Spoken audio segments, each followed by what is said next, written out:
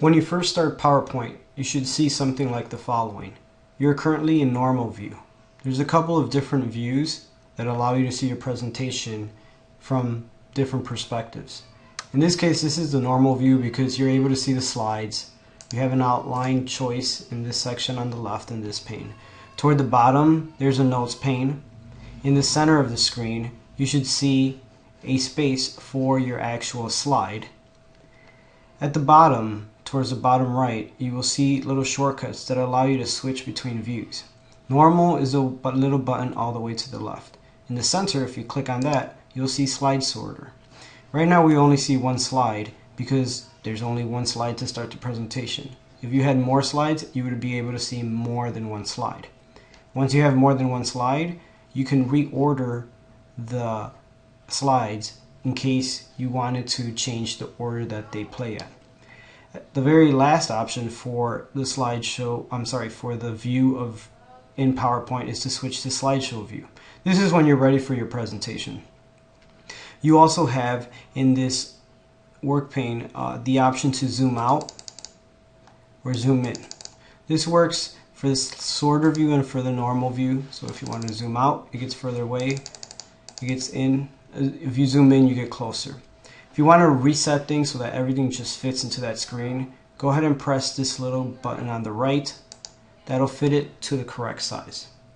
You can also change the size of the panes on the side by dragging the bars that divide the windows. The note sections allow you to take notes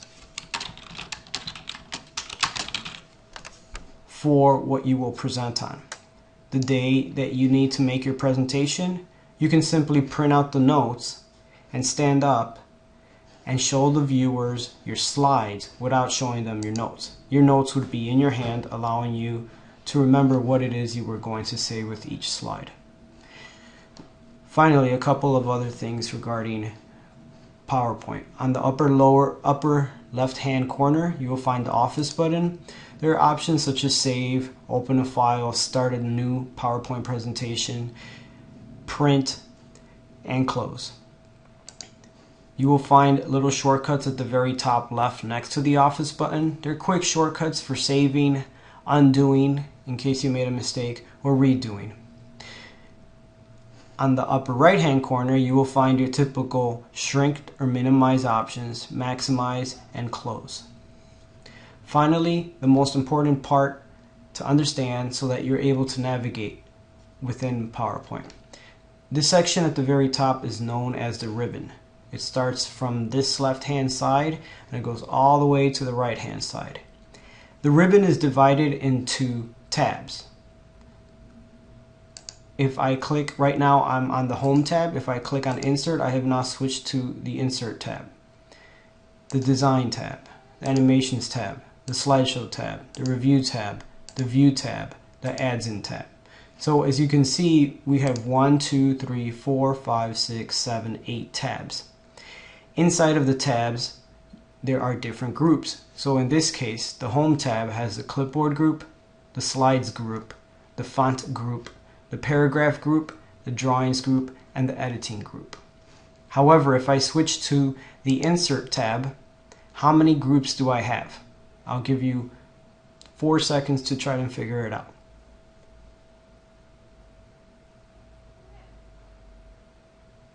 Okay, if you guessed 1, 2, 3, 4, 5, then you counted correctly.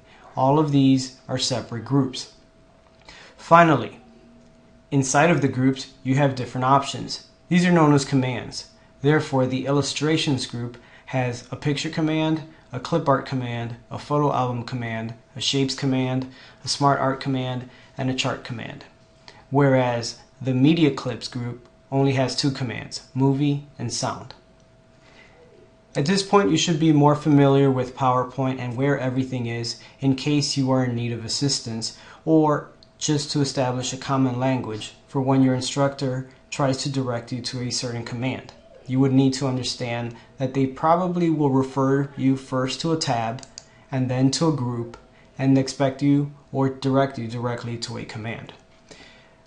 Let me not leave out the help button at the upper right hand corner. It is a little red the little blue question mark, you're able to press on that at any time, and it'll bring up a window that will allow you to search for help regarding PowerPoint.